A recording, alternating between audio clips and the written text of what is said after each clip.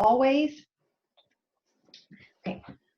I pledge allegiance to the flag of the United States of America and to the republic for which it stands, one one nation, nation, under God, indivisible, with liberty and justice for all. Okay, well done. Okay, so first up is approval of the meeting minutes from November. Okay, I see James is motioning to approve. No. Okay, good. Everybody in favor? Aye. Okay, great. And welcome, Claire, Laura. It's okay, we know who you are. You're muted, Laura. Okay. Okay, so folks, good news is I think this should be a rather quick meeting. We'll get right into the business. There's no grading permits. The land development, the first ones up are Radnor Township. So here we are. We're already ahead of schedule in calling them up now versus 11:30 at night. So I'll leave in for these folks. They can introduce their team. So they'll be back at Planning Commission next, actually Monday night. They were here. They were before Planning Commission for an introductory purpose. I just want to say this is a good project that benefits the community, not just the students of Radnor Township School District, but all the other folks that go to watch games from various youth groups, the whole 9 yards. So we've been excited to work with the school district on this project. And to that end, I will let the Radnor Township School District team take over. Okay, thanks, Steve. And I have to say too, that the township staff has been very helpful with this. You'll see, we've presented this so many times. I hope this isn't repeat news for some of you. My name's Hugh Cazzo. I'm a landscape architect with ELA Sport, ELA Group. We're the prime civil in the project. And just going around, I guess, Bill, you want to go ahead and introduce yourself? Yes, hi, Bill Dolan, Director of Operations here at Radnor Township School District, and I've been in this position not quite a year yet. And you know, my first week here, maybe my first month, we were talking to Steve and the whole group about the Radnor Tap Trail. So that was my welcome to here, and then COVID happened the next week. So, but I want to start off by just a little aside, just thanking the Shade Tree Commission for their work with just last week planting trees at our middle school. So we would thank you all for that. We're really excited about their beautiful specimens. We're going to take good care of them. Okay. As Hugh said, Hugh is ELA. He's been our land planner. Steve Behrens is with us from Breslin Architects, and he's working on the overall project for us up at the high school. James Miller from Fidavia is our construction management consultant, and Michael Christofko is with us. Michael worked a lot with us in the negotiations for the TAP Trail, and he's very familiar with that. So he's keeping abreast of everything that we're doing up on that campus, so he's with us as well tonight. But Hugh is basically the guy that's going to present to us tonight, and I'll kick it back to Hugh. Yep. Is there any, I could share the screen, is that possible? Yes, you can. Okay, there we go. There we go. Okay. We don't see it yet. It's coming up. There it is. There you go. Okay, what I'm going to do is I'm going to present just basically a quick background of the project, and then go over what we're looking at for tree removal, and then looking at for what we're replacing. So first things first, good old Google Earth aerial. I think everybody probably here on the call is familiar with the campus. This has been a project that has been in Genesis for many years, but more than a couple of years, where concerns with access and accessibility to the field for ADA purposes, and just some other issues within the school itself, where many of the internal rooms and stuff inside the school aren't code compliant to the number of students that are presently there. So, and there's even non-ADA accessibility issues on the campus. If any of you have ever been there, you know how these grandstands, which were built in the 60s, aren't code compliant. They're very steep. The walkways around here are very narrow. The ramp coming down over here is probably at 15% slope. And as Bill has always said, whenever the band's coming down that ramp, they fear they're going to lose their xylophone down the hill. Here you have a stairway. So again, no ADA access here. This is Enke Field over here. This is the concrete grandstand that's up here was also built in the 80s when this was built. So again, it's just really been over the years a very difficult facility to access for ADA people with ADA requirements and non-ADA requirements. Out front here we have the loop road. This was done, I think, back in the early 2000s. The access here is ADA capable, but then all of a sudden it's not ADA capable as you come here. So again, you know, the campus has had many issues over the years. So a couple of years ago, we worked with another architect to kind of do the initial study. And since then, Breslin has been brought on board by the school district to kind of make that project come to fruition. So this is what we are looking at now. This is would be the new entrance coming in off the loop road here. That's where I have these X's are where each of these photos or each of these JPEGs are located. The new entrance coming off the loop road here to bring traffic in from the front area of the site. ADA again here we're going for the access. If you look over in here, the tennis courts right now, currently, if you on campus, you basically have a hill of bituminous coming down here.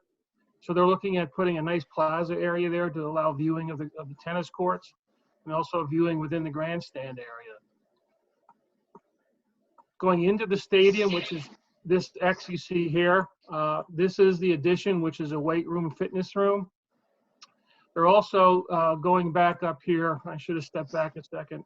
You see these two buildings here. I think everyone knows those are the old concession stands, which are pretty much either don't have running water or are just undersized. There's no storage except what's outside in a cage here and what's underneath the building here, underneath the grandstand there. So this new addition here, what that's doing, the weight room right now, which is approximately half the size it should be, would be enlarged to the ability to handle the student body as it is now. Concession stand and bathrooms be placed down here. I think everyone, you know, you recall the only bathrooms here at the high school stadium are up here in the doorway you go into, and it's grossly undersized. These would be the new grandstand in here that you see there. Now moving up the field a little bit, just giving you a different point of view of the weight room addition. Again, the concession stands and stuff. And some of you may or may not be aware, but currently, in order for any sports team here to access the locker room, they have to go up the current grandstand, over the plaza, down steps into the room in the back here. This design now will open up that access, basically like a tunnel coming out from underneath, to give the students a direct access to the locker room area. I think it was a couple of years ago, a Springfield football player fell and broke his ankle going up the old stands there. So again, this is not just ADA, but accessibility in general. Where I have this X here is where their future field house is going to go. And right now, this field house is actually looking over Prevost Field. This is going to be, you'll see when we get to the plans, you'll see it's centrally located between Enke and Prevost. The purpose for it is to bring storage down to the ground level instead of being up at the school or out in the open. Also provide consolidate the concession stands, as well as provide team rooms where now if there's a situation with lightning or something that the kids need to get off the field, they got to run up into the building, or if it's a visiting team, they have to run up to the bus. So this provides a place for the students to go in case of inclement weather on the way. So it's a 2-story field house. So there'll be a viewing platform basically on the second floor. And this is actually level with the drive, that Raider Road that's out here right now. And the final sketch is of, this is the Natatorium. I mean, if you go by the school right now, this is where a lot of the maintenance trucks park and stuff. The plan here is actually to clean this up and make this a primarily ADA parking facility. To try to, because right now, currently, there is no ADA spaces right up in this area. This Natatorium is heavily used by the community, as well as the school. These ADA spaces that'll be going in here are essentially located to serve the Natatorium, to serve Prevo, and to serve Enke Field as well. So that's what you see in here. So this gives you kind of an idea. We did have a video of it, but it was rather dated. And so we decided to go with these stills of what from the video. Are there any questions at all about what I've shown so far? Just one quick question. In the plan a year ago, it had something going on to the west of the stadium, a maintenance building, some additional parking. Has that been taken out of the Yes. plan? Yes, that has been taken out of the project. And what's in lieu of that, what's happening is there's a consolidation internally of the maintenance facilities in the back to replace that. So that is off the table. Okay, great. Thank you. Mm-hmm. All right. So so the amount of work that we have, primarily what's being impacted with existing trees on the campus, or what you see that there's 2 oaks in here. There's a cluster of trees between the 2 fields on the real steep embankment that's there. There's a couple trees in here, and this area here, which is the maintenance, is actually a retaining wall is going to be coming in here, so we're bumping out into that area as well. In the front is an existing oak tree here that is in really, really rough shape. You'll see when I go through the photos really quick. We have some newer trees that were installed as part of this out here that will need to be taken down. And the final group of trees that are that we need to move are the arborvitae that were planted out here, because as part of the accessibility to the visitor side, which is here, we are installing a new walkway in here in order to get safer and wider access over to the visitors. So those looking at a bird's eye view are the areas where we're impacting.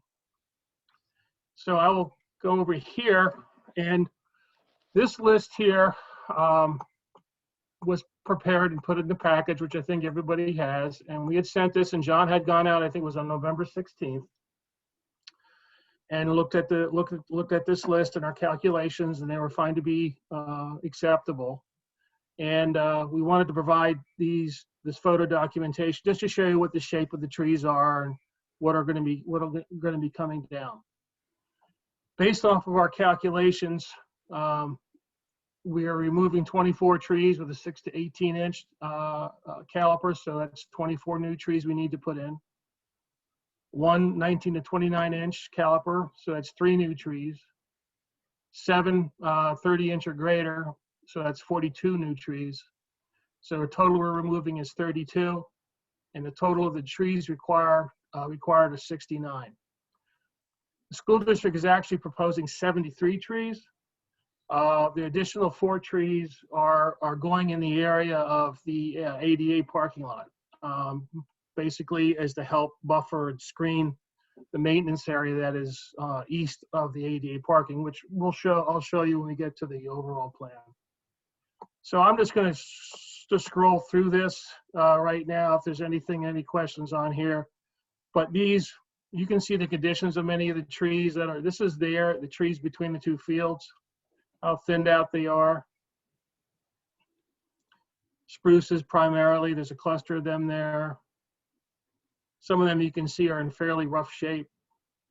We list what our landscape architect, other landscape architect had looked at, what he was seeing, the damage that was happening there. Some of the trees, like we indicate here, is that they're leaning towards the field, and actually eventually will likely fall over. So again, these are all in areas. Again, up there, you can see here's Prevo Field there. That's the blue spruce. That tree is actually in fairly decent shape. And then we have the other oaks that are there, which are going in the which we're proposing there as a entry plaza. The pines, again, these are up in the embankment from the maintenance parking lot up to Raider Road. You can see the Japanese maple there. The oaks that are also there. That's where the maintenance people park right now. So that's the area between the bus stop on the top of the hill and the maintenance area. And these are the trees out front that were planted as part of that project that was a couple of years ago. Maple, rock elm, the cherry, the oak.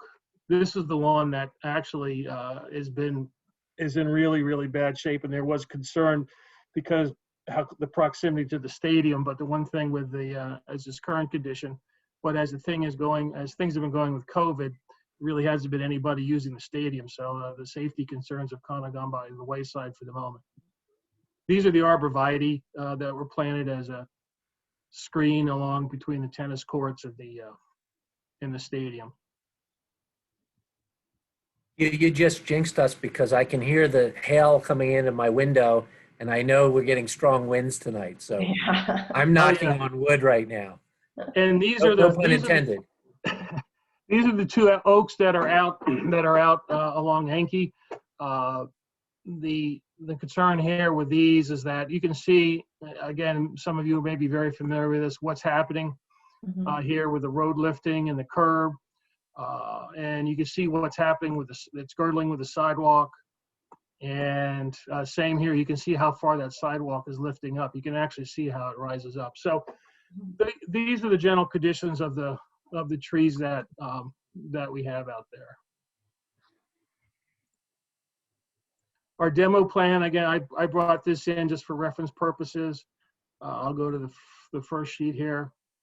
Just again, following up with what we talked about, we have I just clouded this for clarity's sake. The arborvitae, the old oak, the newer trees that are out here by the loop road, the cluster of conifers in here. We have our oaks there. Those are all in areas where we're expanding to. And this sheet is just these two here by Yankee. We do have on all the planting plans, demolition plans. We do have this list, which has been reflected on a couple documents that we provided. Listing the size of the trees and what we had noted on each of the trees. So that is there readily visible. We do show any trees within the area of work being performed. What you see here, what you see is dark, bold lines or things are going to be demolished. We indicate tree protection fence in all the areas where we have we're proximity to, even out front here, where some of these existing trees are remaining. We have tree protection fence wrapped all around them, and as specified by the township requirements with the chain link fence. So, any questions on any of the demolition so far? You put it in better context when you see the actual layout plan. Maybe I should wait till I'll go to that.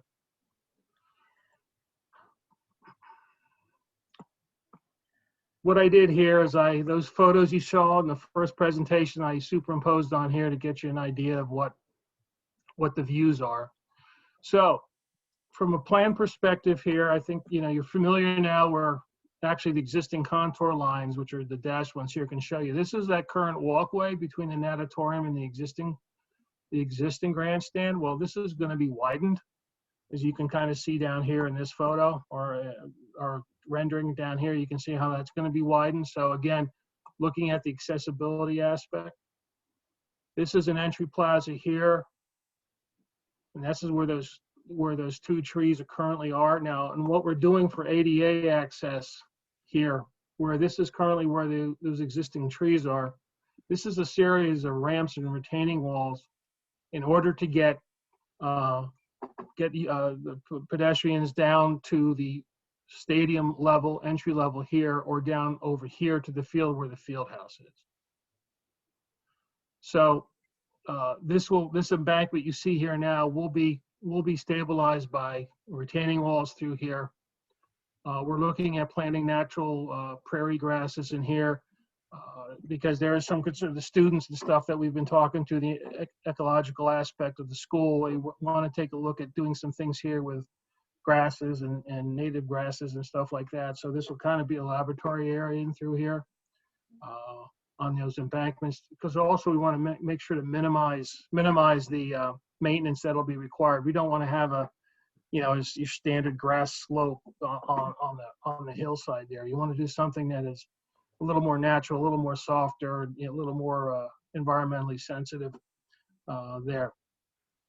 So the new grandstand is located in here. Remember I told you about the tunnel coming out. That'll be coming out over here. So this is the addition that you see here. This is the plaza that I think everyone knows is where the basketball courts are. That's still going to be there for now, and will be used as an outdoor space, basically as a gathering plaza, probably where booster clubs, etc., can put up tents and things during games. Going down over here along the track, we're widening the walkway around to be able to handle more capacity with the pedestrians. And now it'll be paved. Right now you walk around, it's very narrow, and it's also all stone in front of the visitors. That'll be all paved. It's underneath the plant list here. We're now putting a ambulance access in here so we can park, come off of 30. Currently where they just pull up in the grass. Now they have a hard surface there where they can park and have access. So again, you know, we put on these to show, just get you an idea of what it looks like. Going to the next sheet over here, this is the ADA spaces we talked about. And right now we're exceeding, I can't remember the exact number again, but I think like 7 or 8 ADA spaces that are required on the campus. So these by far are the closest. We're even retrofitting the baseball parking lot up here, which was only built back in 2015, but had no ADA spaces. So those are being added as well there. So there's trees I told you about, the additional 4 in this area here. This is where the maintenance vehicles are going to be moved to, and there'll be a solid panel metal fence separating this parking area from the maintenance area. These trees are there to also help buffer the views from this area as well. Coming over here to Yankee Field, this that one photo we showed you here, looking over down this way over the second story of the field house. This is going to be your main kind of central access to both fields. So you would walk in here, you make a left, go down the ramp, and then back down the ramp to get down to the field. In this case, you make a right and would go down a ramp and access Yankee Field from this area. So this is your central pedestrian access point to both facilities. This is a drop-off area, which if some of you have ever been there after school, and the double parking and everything else, because is usually a problem. The district felt it's best to get a drop-off area to get the people off the road to be able to drop the students off, get back on, and continue moving on instead of having that unsafe double parking that you often encounter there. So our plan basically was in the sense of addressing the needs for the trees to get what we need number-wise. We have a concern, and this district currently has a concern with having some trees very close to natural turf fields and tennis courts, because the debris and leaf fall and stuff, nuts, berries, fruits that come off of trees, sometimes, for the most part, will have an impact on synthetic turf and on tennis courts. Over time, the organics will have an impact. So, and then currently these two trees that are located down here at Yankee, of course they're not shown here because this is proposed, The leaf litter and the oaks dropping the acorns down there have caused issues over the years with the turf, as well as the embankment next to it. And unfortunately, spectators, students sometimes like to use the acorns as weapons when they're watching the game. Supposedly, I've been told. So, and the concern here with these two trees here too, with the installation of this retaining wall you see here, is within the area of the drip line of these trees. So there's going to be an impact on them, a negative impact. And John had, he took a look at that. And so it's felt in their condition with this construction here, and the damage that's being done to the road, it's probably best to replace them with new plantings. So what our plan is to, right now, all you have over here at the baseball field are a row of trees, and here is to enhance this embankment and get the plantings in over here in the embankment to kind of provide a buffer and kind of matching what's being done up front with the tap trail, where with what's coming in with all the plantings that are going on the tap trail, there's a buffer being installed in around Route 30 and King of Prussia Road, and again trying to provide that screen to the outside area around the campus.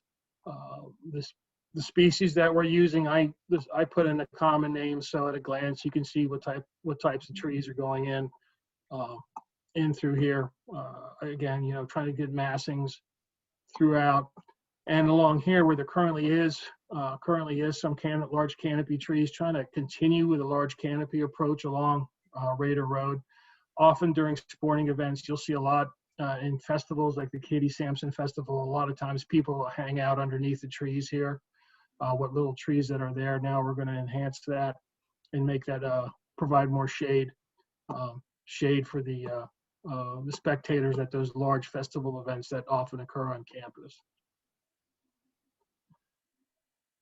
I'm going to go back one, and out here, essentially, because now this whole area is going to be a paved area, we're limited to putting the landscaping area up here, which you see on the renderings over here, more some ornamentals, some red buds, and Doug firs, and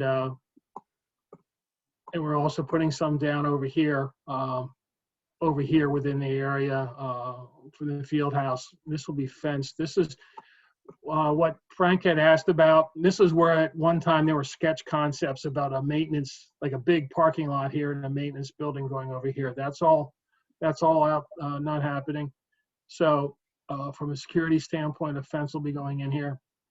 And there'll be some trees, red buds, planted down here as well to provide, because again, this will be a gathering area for students during sporting events or gym classes. So provide at least a refuge, rest. They can sit there over there under the trees. So that basically is it. I hope I didn't ramble too quickly there. Yeah. Excellent job, Hugh. Excellent job. Yeah, Hugh, I think that was great. In that last sheet, is that where the tree list was? That the plant list, maybe in the lower right-hand corner? Yeah, we have what we did on each sheet. We have the plant list. This is the landscape plan. We have the plant list on both sheets of the landscape plan. Yeah, what I'm thinking is, I can kind of like quickly read the red text to say what the trees are. I don't know if you have it somewhere where you can just kind of show us these are the trees that are going in. Yeah, they're right here's the list. Oh, okay, great. Right there. Okay. Okay. Yeah, we'll just give that a quick once over to see, hey, how does that compare to our recommended tree list? Just because those are the ones that we know that will thrive the most, which you probably are aware of as well. And just make sure they don't have any of the invasive trees on there, which we're going to be reviewing later this evening. And then we'll just look at it for diversity. Could you make that a little bigger, Hugh? Yeah, okay, yep, we'll do. I'm struggling with that. I did see, I saw that one of the trees you're talking about afterwards is the tree of heaven. I told our team, it's like, that was a junk tree when I was back at Penn State back in the 80s. Okay, so that's good. So we don't have to worry about that being on this list. No. They're bad trees. Well, I can see out my window every day about 20 or 30 buses roll by, and the top of the buses cannot be washed. They're black with stains from over at our transportation center because of the spotted lanternflies that are in our tree of heavens over there. So it's a constant reminder that we don't want those in here. So I know he didn't put them in here. Okay. No. Super. I would make a couple recommendations, and maybe the rest of you can let me know whether you agree or not. But the white pine, I would sub out for something else. That's going to cause problems 20, 30 years from now, especially nights like tonight. Yeah. Something strong for greens? Yeah. What would I think the Cryptomeria Yoshino is a tree in our large evergreen list that's on the website. So I would maybe put something like that in. What was I couldn't hear that. What was that again? Cryptomeria. Yoshino. Okay. Yeah. Also and I'm not sure, John, if you agree or not, but the red oak, maybe go with like a willow oak or a white oak. Yeah, I would go with a swamp white oak, Right. not the straight variety. It's just going to be hard to get, Yeah. just because of the bacterial leaf scorch. Yeah. But there's only a few of them, so. Okay. I have no problem with that. Definitely not. And then I have a question. Oh, go ahead. the last thing was just to keep in with the ordinance, the caliper, I believe, is supposed to be 2.5 inch for the replacements. Yeah. Not 2 inch. Yep. Oh, yeah. No, you're right. Yep. Okay. 2.5. Right. Good catch, James. I did send you a note on that, Hugh, a couple weeks back. Okay. Yep. I'll correct that. And thank you for doing this. I think it's a great, I have a child with multiple disabilities, so I think it's hopefully it turns out great for everybody. Yeah, I think it's been really, I know Katie and Tim Henkel with the district he's on the committee. It's been personal to a lot of people. Yeah, I've been at a meeting where, I mean, there wasn't a dry eye in the house. It's good Yes, stuff. no, you're welcome. I know that this project, and as you said, and I'll just recap it very quickly, has been something that's been developing for 4 or 5 years. And about a year ago, finally got to the point where let's hire professionals and get them in here to create this vision that we have. And that what you don't see, because we're looking at the outside and we're talking about trees, but what you don't see is that any of the interior work we're doing also, it just is trying to bring that this is not replacing a football team's locker room and the gridiron. This is a whole new treatment of health and wellness for our students and our community. And it's kind of a mind-body, not to get too philosophical, but it's kind of a mind-body approach, which goes with a lot of the academic stuff that we've been working on at the high school and throughout the district. And then so it's manifesting itself in the exteriors and the accessibility. And then, to take it right out to the trees, we want to make sure that what we're doing here is not planting, we know so much more about trees now. We're more conscientious about what's going on with them and how we can manage our urban forest better. So we want that to be part of this as well. So your recommendations are welcome. And I know that unless you had a big problem with it, we would incorporate them in here and no, they're fine. Yeah, they're fine. Absolutely. Super. Claire, did you have something? Yes. First of all, Hugh and Bill and everybody on this team, this is really thrilling for me. Personally, I served as the Director of Development for Katie Sampson for 15 years. So I've been really in touch with this story and this development at the school district, and absolutely delighted that this is where we're going with this for all Radnor residents, students, families, and beyond. I had a quick question about the topography.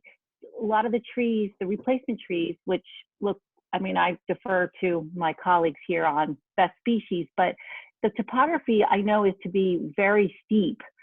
Do you have any issues with some of those species being planted on that hillside?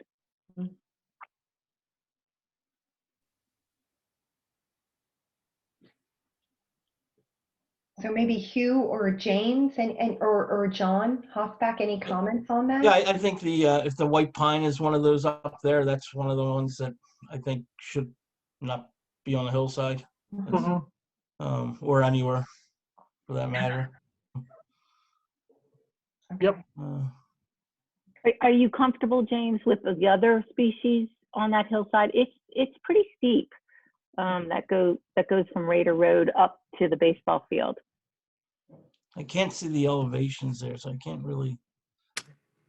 Claire, you're right. It is very steep there. And I think one of the, so we could take advantage of that in that it helps with the elevation of, getting some shade down there eventually. Also, we're trying to steer folks away from running down that hill into traffic. So that kind of helps almost, if you will, like a buffer and leading people to the new staircase. But obviously we want the right trees to be planted there and for them to thrive. So again, we can look at those white pines going away and being replaced with something else that's more appropriate. Yeah, and we could shift some of these. We could shift them up a little bit. I mean, we do have. This is the fence line. That's the bench there. So we have to watch ourselves because that's the fence line for the field. You see that line with little X's in it. Mm-hmm. So there is like a bench area in here that we're putting some of the trees in. Okay. And James and John, any comments, any concerns about the steepness of the slope and the tree species that are proposed? No concerns on my end. I was out the site. I think we'll be fine. Okay. Oh, I'll go with whatever John says. Okay. John, you may want to say a lot tonight then. Not too much. I'd also, sorry guys, but the honey locust, it's a fine tree, but I think if you maybe sub for I'm just looking at this area, if you put like a sourwood or even a Nissa, you could get some really nice fall color in there. Yep. And it looks, the school's going to be in during the fall, so with people outside, I think color will help. I think it would work in there, so I'm not familiar with the site. James, I think they were looking for the filtered shade there with the honey locust, which will help with the turf. Okay. That was what I envisioned why the honey locusts were there. Okay, gotcha. I know from a maintenance standpoint, I know the honey locust, the leaflets have a tendency to disappear quicker than honey locust. Then I would like to stick with them if it means easier maintenance. But no, I appreciate the suggestion for the color though. Right. Yeah, we did just plant a bunch of honey locust, skyline honey locust downtown as part of our fall tree planting. So they should be, and we did it right near, I think they're right near the white tent. So they should be good from a maintenance standpoint. Absolutely. Great. Okay. So we could put some of those in to up the color. We could sub some out, definitely. Thank you. That'd be cool.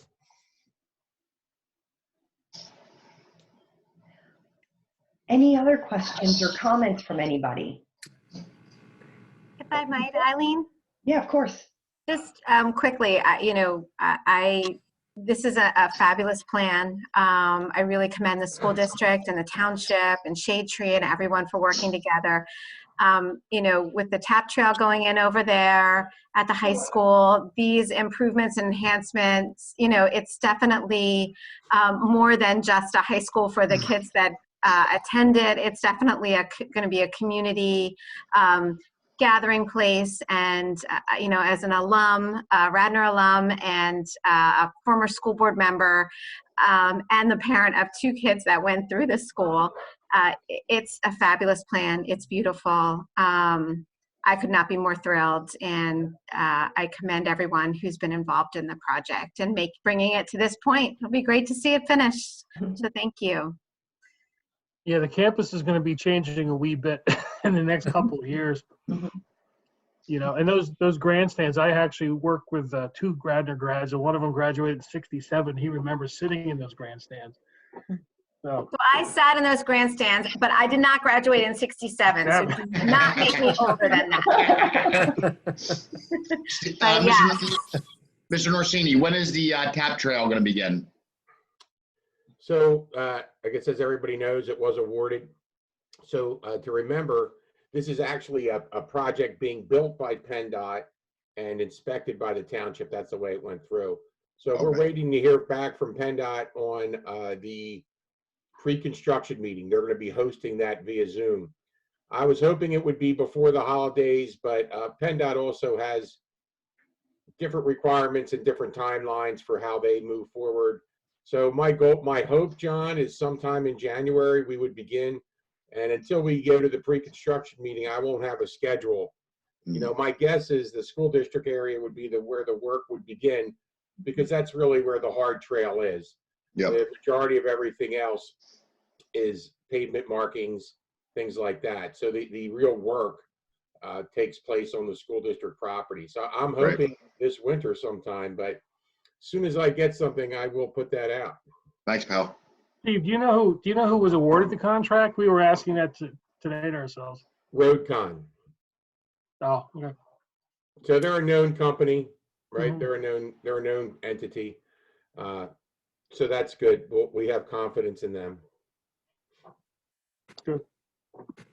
Should I stop sharing now, I guess? Yeah, I think we're good, Hugh. Are there any other questions from anyone? Any other comments? One just quick thing. Again, resonate with all of the positive comments. Thank you so much for this improvement. But any of the existing trees that are staying that I see are outlined with tree protection, are there any trees that you have any concern of that is near construction that would possibly be impacted by any movement of dirt around them? No, the trees out by the loop road is where many of the trees that are being protected are, and those are relatively young, and most of the disturbance is way outside the drip line. And the other ones that are protected, you know where the bus drop off is on top of the hill. Mm-hmm. They're up there high, and the work should be outside the drip line with all those. And that's where a retaining wall is coming in to keep the bank. It's not like the bank's being removed from those. It's going to be held up there. So I feel fairly confident with those. They shouldn't have a negative impact. Some of them are actually a little on the rough side. They're very similar to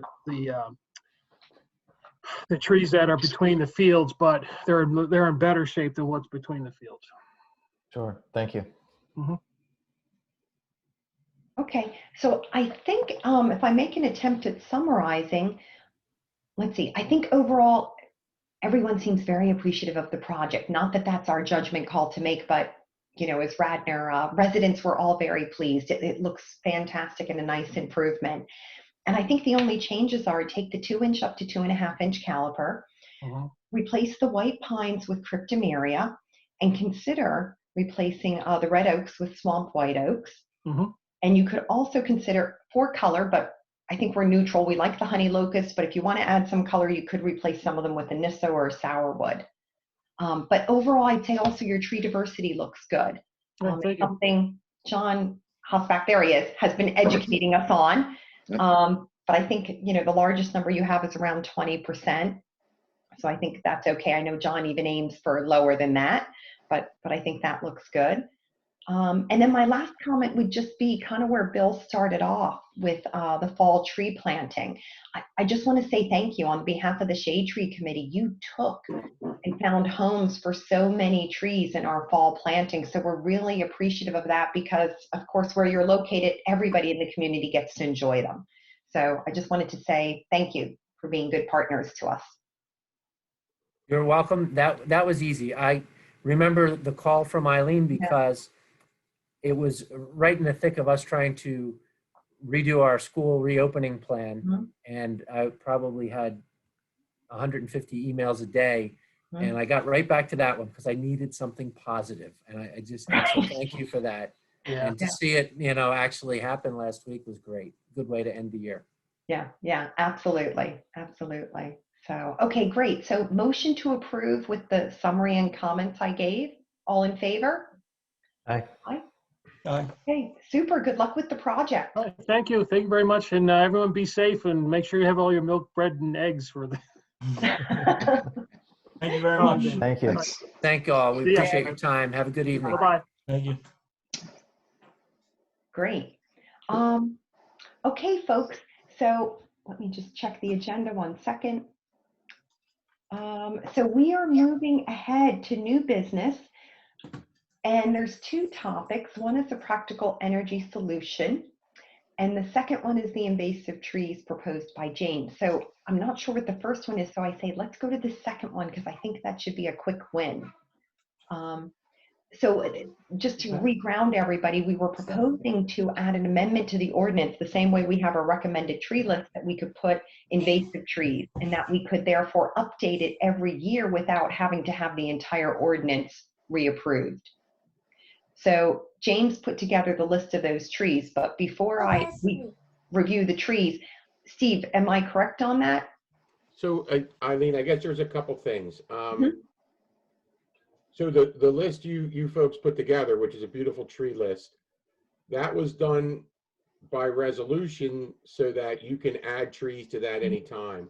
I'm not sure, so if you could edify for my edification, does the Shade Tree Commission want these trees to be like ash trees where they can be removed without a permit? If that's the case, we'll have to amend the ordinance, which is not a huge thing, right? We can do that. If you just want them on the list of trees that says you can't plant these, that's easy. But if you want to make it so that there's no permit required to remove these, we would amend the ordinance. And again, if that so pleases this board, we can do that. I think we need to discuss that. So that's a good point. I think we need to decide that first. And then I guess that will determine how we incorporate it into the ordinance or as an amendment. Okay, so James, you want to just walk us through the trees that you picked, and then we'll open it up for conversation as to whether we want to just recommend they not be planted or allow people to take them down like we do ash trees without any replacements required. Right. That's what my the reason for it was for the replacements. They are on the ordinance already as trees not to plant. They're already listed there. Okay. These are just trees, the ailanthus. If a developer, which has happened in my time here, where they've come in, taken down trees, there were ailanthus there. This would maybe encourage them to take them down without having to worry about planting more. It's not a tree that we should have.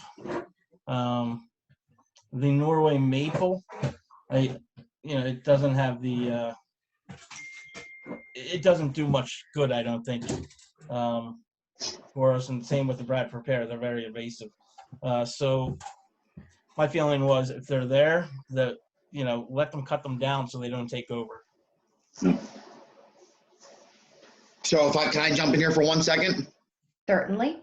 So for the practical side, for me and Trish, every time we get a violation, which happens where Mr. Nashini sends Doug meter out, Doug calls me, I go out, and the first response out of the tree company or the homeowner is, they were all ash trees. And I say, well, all 17 trees on your property were all ash. I find that hard to believe. My only concern, and James is right, they should not have to replace, but we still need to go through the process of the permitting, only for the fact that everybody's going to use, hey, it was ash, Norway maple, ailanthus. And, at that time when the stumps are gone and the logs are hauled off, we have no proof. So I just don't want it to be an open door policy that every resident and contractor in Radnor Township can remove all 4 of those subject species without notifying Ms. Sherwin.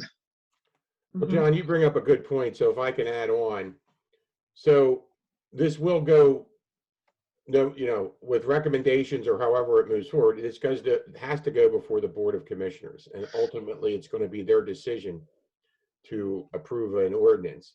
So John, I understand obviously what you're saying.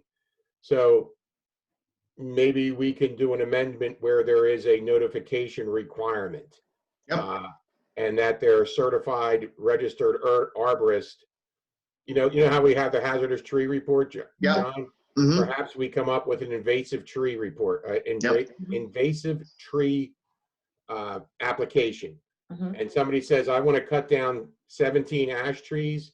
Well, their certified arborist who's registered is going to have to fill that out to your, for your approval, like you did with the hazardous trees. Yep. So that's something we can add in the ordinance, and probably is something we should do for the ash trees. So we should amend it a couple ways if that's the way it goes. Yep.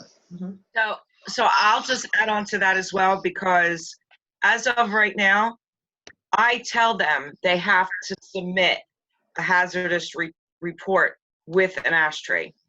And only because when I get a call from a resident, did they get a permit, I know that it was taken down and it was an ash tree. So I agree with John and Steve that, we use something, whether it be the hazardous report, just keep using that report, having them add to that, or we change it to hazardous and invasive species. I think we can put a subheading underneath the hazardous report. Can we, I agree with you guys. I did not want to say just take down trees. I think the ordinance should be followed. All I was saying was when somebody comes down with 10 trees to be removed, you do the same process as you always do. I don't think there's much to change, except the fact that you don't have to plant compensatory trees. No. For the ones. I don't think you need to change anything except add that onto it.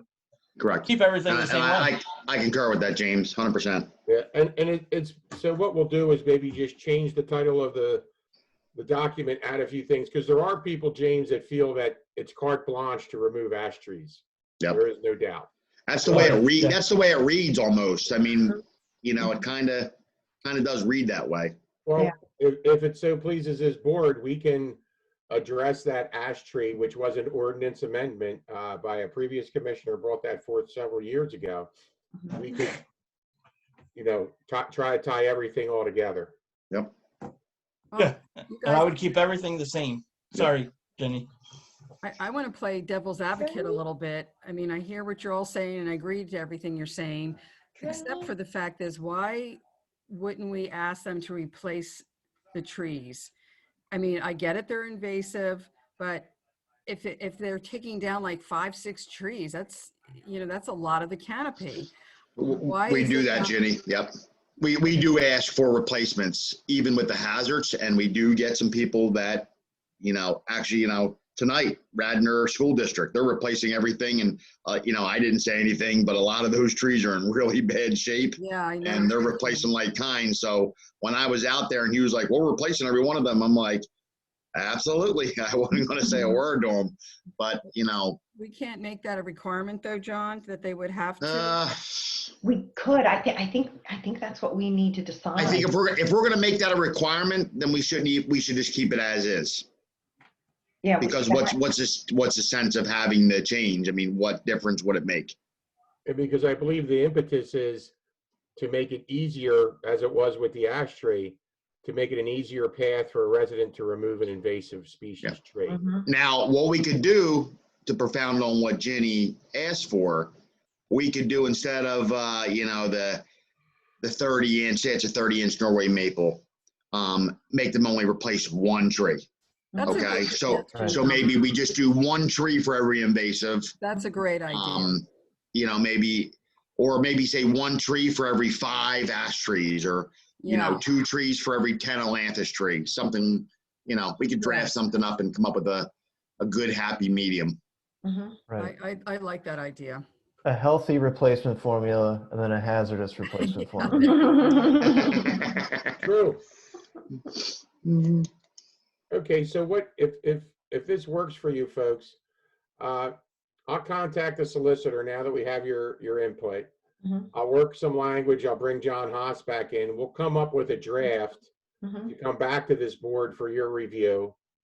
Whenever we get it ready, whatever meetings it takes, then we'll ask to bring it before the Board of Commissioners and go through that route. And you can be there maybe if you want someone to present it, or however. That would be a couple months off. But we will get in touch with the solicitor. We'll leave some blanks for just what you had said. You know, is it 1 tree per 5? Is it 1 for, you know, we'll leave some blanks in the ordinance, the draft, so you folks can fill it in, and we'll take it from there. Excuse me, Steve, I missed the last part that was that you guys talked about. Were you saying that you should replace the trees? They just Only if gave you're us James sample Gibbons Tree change. Service. Thank you. So we can, like I say, we'll leave some blanks in there, and it's going to say whatever you folks want or whatever you vote on, the majority, and then it'll go to the commissioners, and we'll see how well it goes there. Yeah. Gotcha. Yeah. So I think overall we're saying, I like the way Seth phrased it, have like a healthy tree replacement formula that's already in our ordinance, have a list of invasive trees, which would be the 4, these 3 plus the ash, and basically have an invasive tree replacement formula. Yeah. And that's the blanks that Steve's talking about. You know, I kind of favor maybe it's just 1 for 1 and just keep it simple, regardless of whether it's a 30-inch, a 20-inch, or a 10-inch. Got it. Yeah. So you're thinking to replace that if somebody wants to remove an invasive tree, they should replace it? Yeah, but instead of having it to the degree that we require now in the ordinance, that's where Seth was kind of saying, hey, we have a healthy tree replacement formula, and we could call this the invasive tree replacement formula. So it isn't hazardous, it's not falling down, but it is an ash or one of the 3 that you listed, James. And so therefore we acknowledge, hey, we want you to take it down, it's okay. But we're asking maybe like for one replacement. And Steve, not to drag this out, but could we take every applicant on a case-by-case scenario? So Mrs. Jones wants to take down 1 Norway maple, let her go. We have a developer comes in, Bentley comes in, and he wants to remove 35 Norway maples. Are we allowed? That's hard to do because That's a slippery the whole slope. ordinance is it's across the board, right? And it takes away any subjectivity. Okay. So when we do an ordinance, I mean, that's the reason for it. We're the government, and it's to make sure that everybody's treated the same. But what we can do, and I don't want to get too deep in the weeds here, but if, you know, resident A is just taking down 1 tree, let's say it's a Bradford pear, and those trees should be outlawed everywhere. You can make it so that, you know, and you can say, like, look, the replacement tree can be a 5-gallon tree, you know, a 5-gallon tree. Maybe it doesn't have to be a 2.5-inch, because that does a couple things. Number 1, it's cheaper, and number 1, it's easier for a resident to plant. It's pretty hard for a resident to go buy a 2.5-inch caliper or B&B tree, aside from trying to get it home. But once you get it home, how do you get it out and how do you plant it? Whereas if we allow them to do the bare roots, thank you, Seth, or you know, smaller bucket trees, if you will, maybe that's a way to help to address it on the homeowner side. Because excellent idea. That's good. Can I ask a question? So what happens with they're already allowed 5 trees per year as long as they're under 30 inches diameter breast height?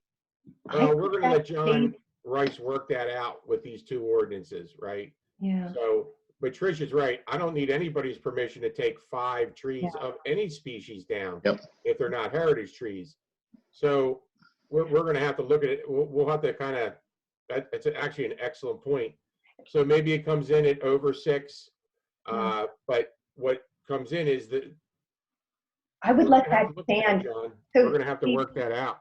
Yeah, well, That's Steve, an I thought excellent when you gave the example of the 1 pair that it was, you know, the 6th tree. I just assumed that the ordinance stays in place and Yep.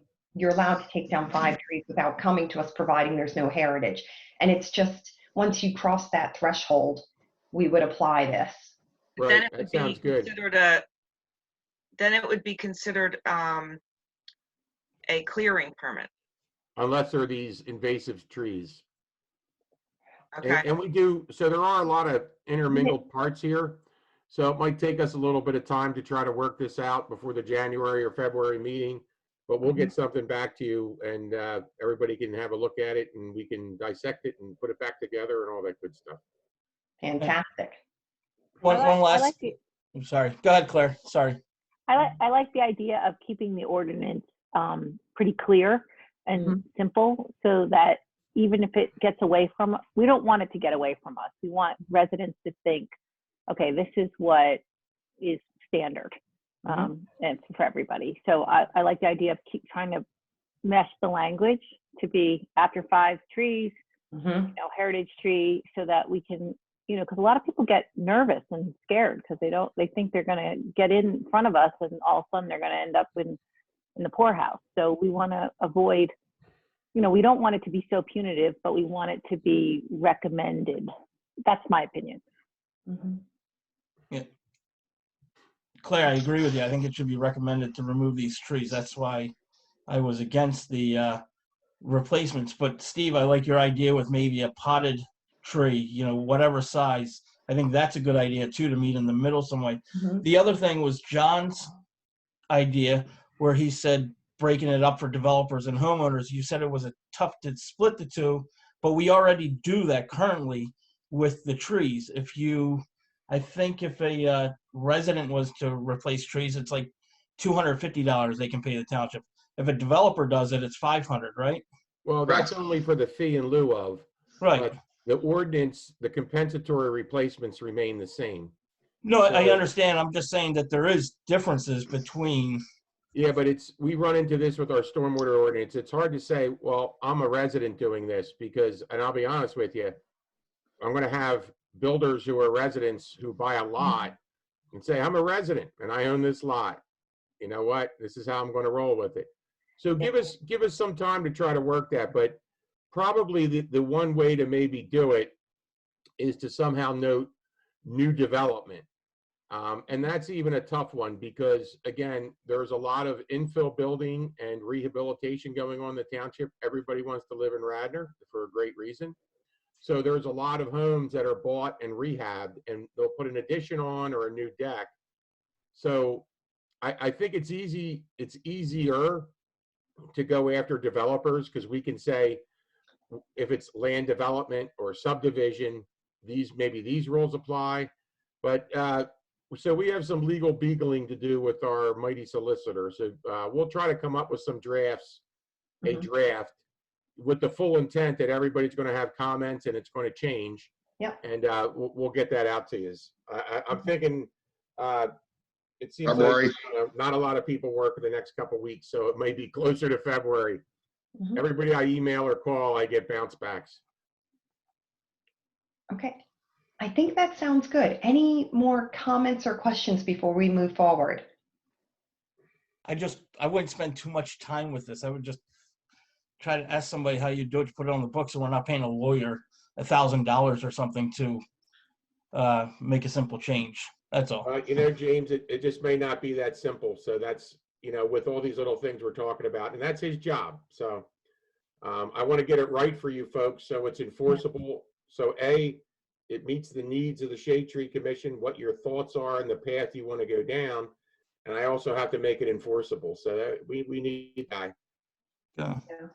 But one thing I would reiterate, I would try and keep it simple. Like to I Claire's agree. point, I concur. it should be something that all of us can cite off the top of our heads because it is just that simple and easy to understand. Agreed. Okay, super. Anything else on this topic? Yeah, one more. No, more joking. Very funny. Okay, last new business topic, practical energy solution. I don't know who wants to speak to this. I'm not sure what this topic is. Oh, go ahead, Frank. Claire, are you familiar with them? Right. Anyway, Matt and I met with them on a Zoom call, and there was a consulting group that's working on this Radnor 100 project to be off the carbon footprint, reduce our carbon footprint to 0 by 2050. All the townships in Pennsylvania seem to be signing off for this. I know Montgomery Township has made this commitment. What they wanted from us, the Shade Tree Commission, was, can you tell us how many trees you have in Radnor? How many are you losing each year? You know, how much carbon is being sequestered each year by the township, and how many more trees do we need in order to help get us down to a 0 carbon footprint by 2050? So I think they were looking for something we didn't have. We have a preliminary canopy measurement. Frank, we have something that may be in the ballpark, just because typically around this time every year, we put together a budget ask for the next year. And in doing so, we cite all the trees that have been planted, all the trees that have come out. And we've shown that year over year to kind of show how the canopy is changing. I haven't seen it. I'll be glad to look at it. So. Yeah, I'll send you last year's, and then I'm just going by memory. The one thing is, it really is focused on the right-of-ways and the shade trees. Like if somebody plants a tree in their backyard, we wouldn't have that covered. That's what they were looking for. Yeah, and like the Conservancy, like when they give out 500 trees, we don't typically, I don't think I have the Conservancy trees in there. She used the consultant, since all my questions I had to her were out of the scope of their project, she wasn't very helpful for using the technique she was using to measure canopy. The program that I was using for measuring the canopy does talk about how much carbon, nitrogen, carbon monoxide, dioxide is being sequestered based on the statistical program they use. So I'm going to spend my winter trying to redo that canopy type measurement, but I'd really like to see the report that you're referring to. But she was looking for something more holistic for the township, for all 13 square miles of us. Yeah, that I don't think we have, and that's something we've been talking about, where the survey, that Matt's been doing, that kind of gives us well, even that is just the shade, that's just the street trees.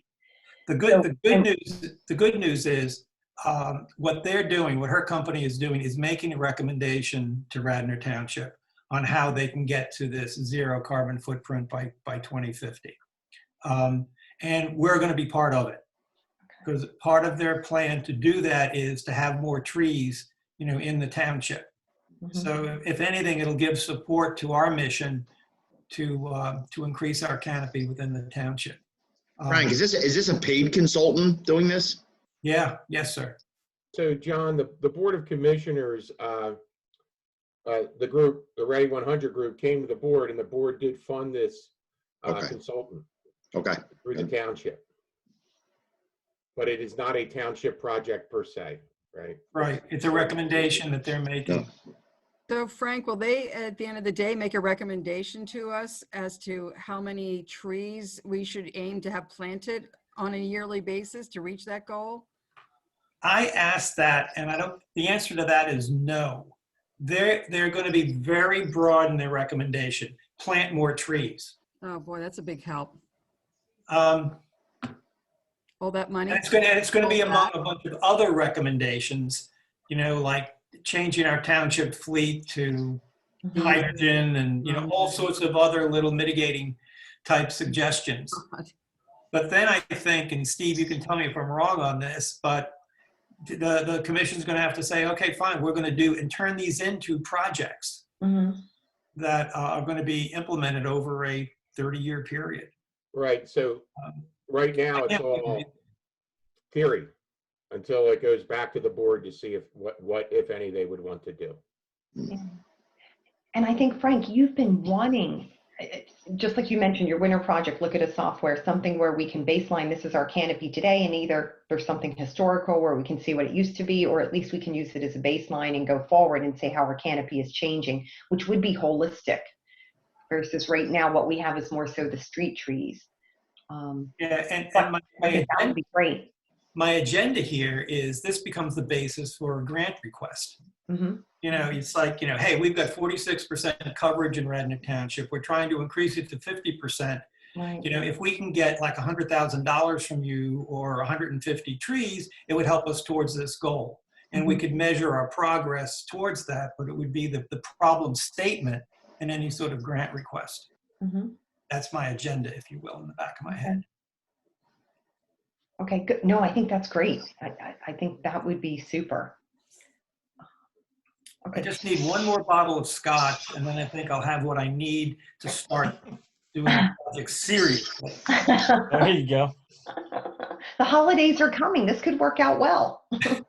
I feel like I've been in training the last 9 months. Okay, so folks, any other comments about the practical energy solution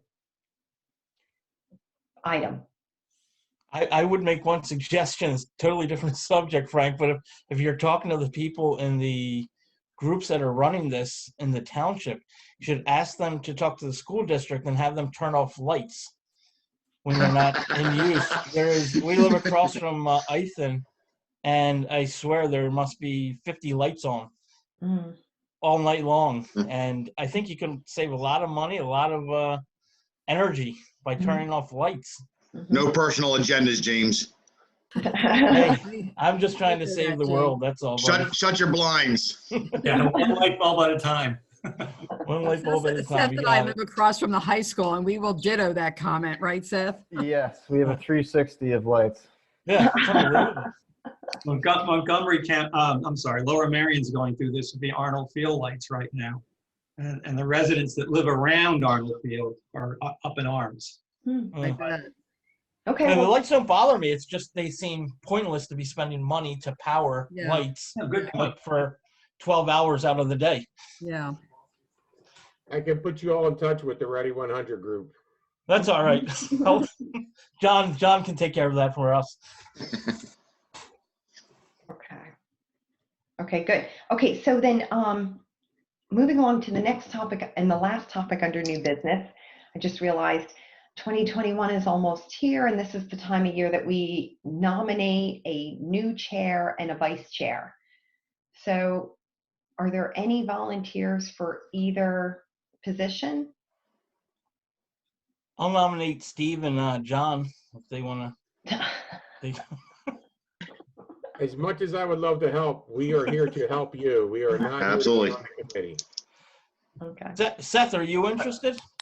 I will be more than happy to volunteer as vice chair again, but to be honest, 2020 business-wise, we've ramped up quite a bit. And I haven't been able to help as much as I'd like to this year, but I don't think I could provide enough value to do what Eileen does. She's been doing a great job, but I'd like to volunteer Eileen to stay in her. Listen, you guys are getting this whole volunteer nomination thing all mixed up. We have term limits? Yeah, exactly. Good question. But, just, saying what everyone's thinking, Eileen, you've done a phenomenal job in 2020. And I think, Steve and everyone else from the township has really noticed and mentioned that the Shade Tree Commission has gone from a voting committee to a true Shade Tree Commission and protecting the canopy, and you've been a big integral part of that. So we're happy to see that continue. And I will provide. Here, Seth. Well Okay, said. now I see that communication background coming right through.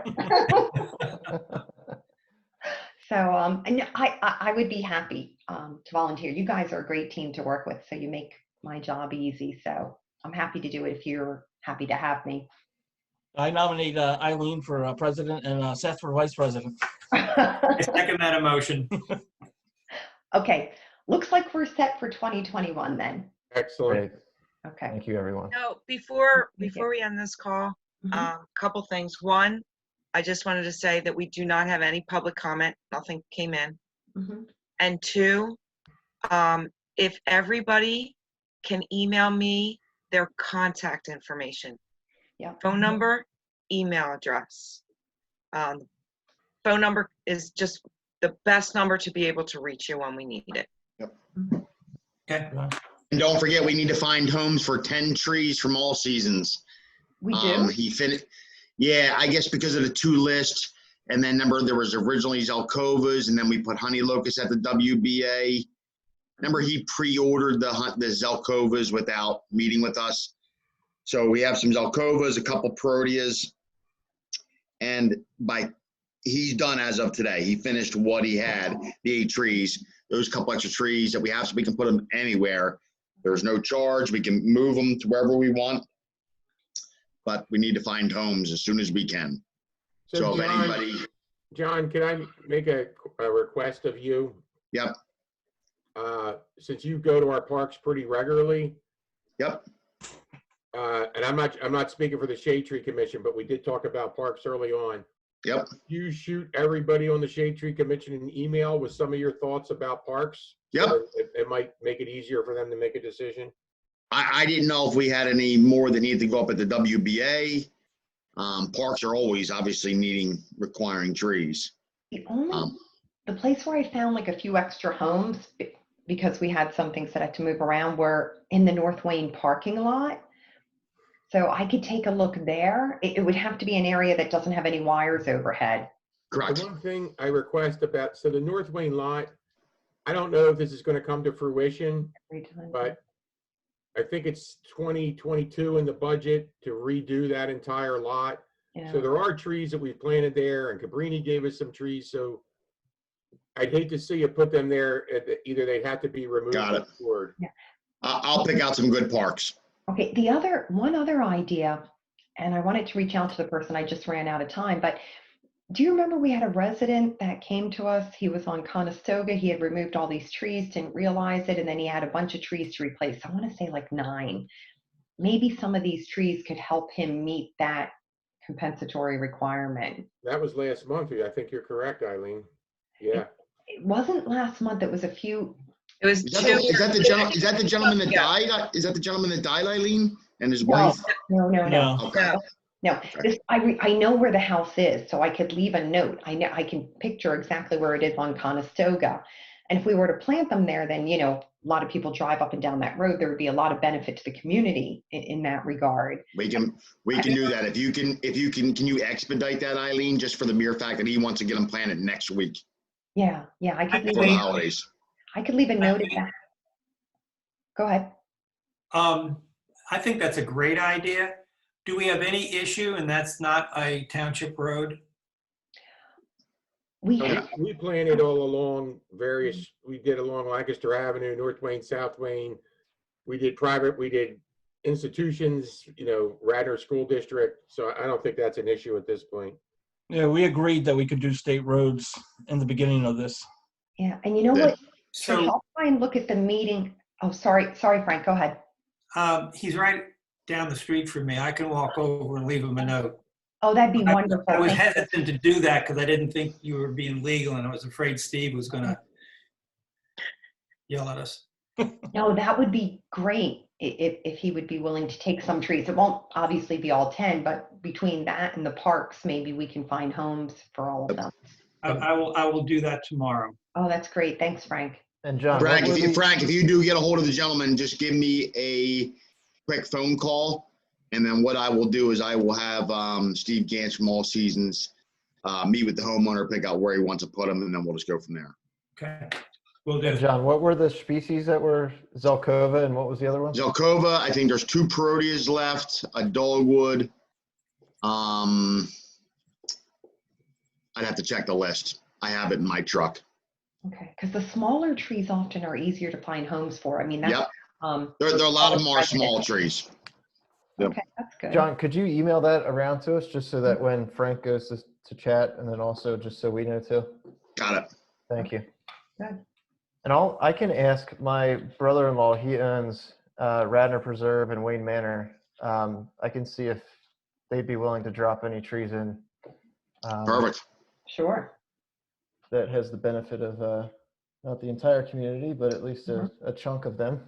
Yeah. Can I ask one question to Steve and John? I saw one of the emails that was going through, and it looked like there was only 130 trees or so that were being planted. And I thought the original bid that went out was for like 170. So I'm wondering, is the tree planting going to be less than what was originally? So he'll get paid for whatever he plants, right? So that's not an issue. Okay. And whatever doesn't get used stays in the shade tree fund for next year's project. But while you mention that, James, at that current number, I have to kudos to Eileen, to this whole group, to Ginny. So this is the most trees we've ever planted in any single year that I have any history on. I mean, that's incredible. Triple digits, over 100 trees. Yeah. You throw on the 60 we did in North Wayne last year, plus your usual project. So I guess what I'm trying to say, it's getting very meaningful in that hundreds of trees are being planted. That's just fantastic. Plus 24 grant trees that Frank did. I mean, that's never happened in this township. Yeah. So thank you all very much. Yeah. No, that's Trish, did they ever figure out why we had that glitch with the residents? Can I share a screen real quick? Let me see here.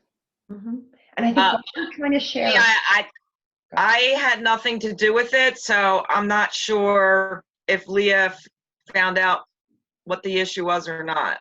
Okay, just wanted. I do have the email here. I did find it. Can everybody see this? Yeah. What are the red buds, John?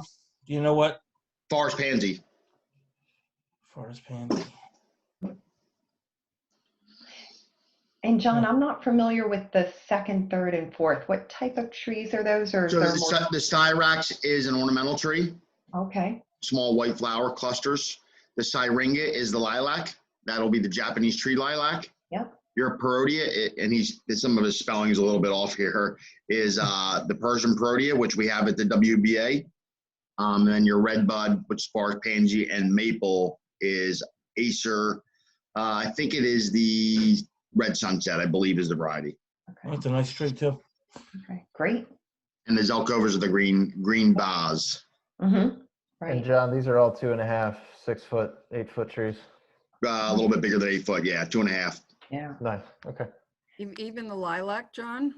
Yep, 2.5. Everything's 2.5. Yep. Wow. Yeah, the ones, guys, if you're driving around like Starbucks, we put in 3 of the Japanese lilacs, which John just said is the third one down, right? They're gorgeous. Yeah. Do they smell? Nah, they're not like the particulata that smell now, like the purple ones that you see on the old estates. Now there's no color. I mean, there's no flower fragrance. They have no sense of smell, but they talk a lot. So the Zelkova is an elm tree? No, that's not an elm. It's not an ulmus family. It looks like an elm, and it's being utilized as a replacement for the elm, but it's not an elm tree now. How big does it get? They get big. They can get up to 50, 60 feet tall. Wow. Yeah. Yeah, and they're shaped like vases. We have a lot of them around Radnor Township. Yep. They're a great street tree. Now, were these trees for the Wayne area, or were they the residents? Mix of both, I think. Okay. The other thing, just for the spring, real quick, I think we should try to move. I saw one list that came out that were being planted, and like 80%, 85% of the list were non-native. I think for these, if we do a spring planting or another planting, we should try to do more native trees. I think it's something we would recommend to anybody that came before us. So I think we should try to do that as well in our plantings. I believe 3 of these are folks that could not take the tree. 2, I believe, were related to stump issues, and 1 of them was related to a utility conflict. Okay. Okay, so I guess the path forward is, what's nice is there's good diversity here, so I think that's great. So Frank will check with the resident that had the hardship issue on Conestoga, and then John, you'll send us a list of the parks that are. Well, I'm gonna wait for Seth. Seth is gonna get a hold of Oh, right. his family to see if he has some people. I'd rather, the parks are, we've loaded up the parks. We always need more. I'd rather see some streetscapes get planted if possible before we, Great. go into the park settings. I just So shot if anybody knows of anywhere, any churches along any roads, any stores that need a tree, it doesn't matter where it is in Radnor. What about 476? Blue Route, where Plead they the were all fifth. cut. The gateway, Do they have Yeah, any the gateway. Do they have any room there? We're not allowed to plant any trees. you would We need have to somebody take care of it maintain according to the township. Yeah, so the other one would be St. Catherine's. The father there, the Monsignor there, is always happy to take trees. He usually takes 1 or 2 trees every year. What about that neighborhood, Frank? I forget the name of that over there by Garrett Hill, that neighborhood that we were trying to encourage neighbors to step up and nobody stepped up. But I mean, couldn't we just arbitrarily ourselves go over there and plant in those street right-of-ways? In Garrett Hill, they're very bare over there. It's horrible. It's horrible over there. But in talking with Sean, we're going to have to try a different approach with them. So we can't just arbitrarily go plant, even though it's our street right away. We could, but I don't think that's been our policy. I got one nasty email from one guy that said, please, he didn't even say please, he says, do not plant a tree in front of the house. Okay. Yeah, we did talk about that. Like, could we just inform rather than ask? But I think 2021, we can discuss that more if we want, but that would be tough, I think, to do right now. And why can't we plant at the Blue Route? Is there a reason why? So PennDOT, when we last spoke to them, and we don't actually even have the final agreement, would not allow us to plant trees. They approved the meadow grass and wildflower plan, but they did not approve trees. Not to saying that we can't ask, but I can guarantee there's no way we would get a response by next week. I just sent a note to my brother-in-law. He's usually responsive, so I'll let you guys know. Yeah, that's great, Steph. Just give me just when you send them, send me some addresses and a contact, and I'll ask Mr. Gantz to get these facilitated. Will do. He has to do PA1 calls and all, so. Sure. How about along Morris, where the cherry trees are gone? Are there trees coming back in there? That's all new planting coming back in, Claire. Yeah. So there's brand new, in, so to speak. So those have already been accounted for? that they've already been awarded in a bid process. Okay. Yep. How many trees is that? That's a check. I think it's 40? I'd have to look on the bid sheet, to be honest. It's not we're replacing more than we're taking down. Correct. Yeah, maybe, yeah. There was a complaint. Substantial. There was a complaint today on Radnor Patch about what the hell's going on Morris. So I was able to fill in that, we're planting trees there. And Thank you very much. Hey, You're always welcome, Frank, to, if you want, just let somebody know to give me a call or shoot me an email. This happened in Wayne, if you remember. Yep. We were removing the trees. I was getting 20, 25 emails a week from people saying, my God, what have you done to Wayne? But nobody took the time to ask the question that, it's actually part of a project. We weren't just clear cutting the area.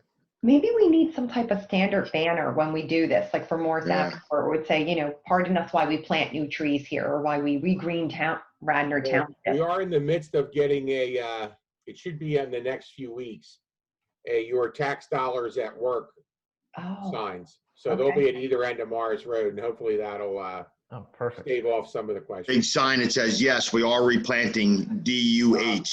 It shows the tree and it'll look nice. So as soon as we get it, we're going to throw it up there for sure. Maybe we have Molly Gallagher add this to her list of things. Yeah. She does. She's done it, Claire. I mean, she's really good. It's just people don't read it. That's She's the problem. outstanding. Until they hear the chainsaw. That's the problem. I fielded 2 calls this week on Morris. I'm sure. Send them my way, Claire. Okay, so then. Thank you. Okay, so moving along, we have the hazardous trees listed. Any questions on those? Okay, so any comments before we close the meeting? I would just like to wish everyone a very safe and happy holiday, whatever holiday you may celebrate. Stay safe on a lot of levels, and I'm looking forward to another 2021 that hopefully is a lot better than this year. Absolutely. Steve, I was going to say the same and just thank you to everybody. I think we've done a great job as a team this year. For me, it's been a pleasure. You guys are all so easy and nice to work with. So enjoy some quiet time. 2021, yep. Yes. And everybody got their schedule for next year? Yes, thank you, Trish. Thank you so much, Trish.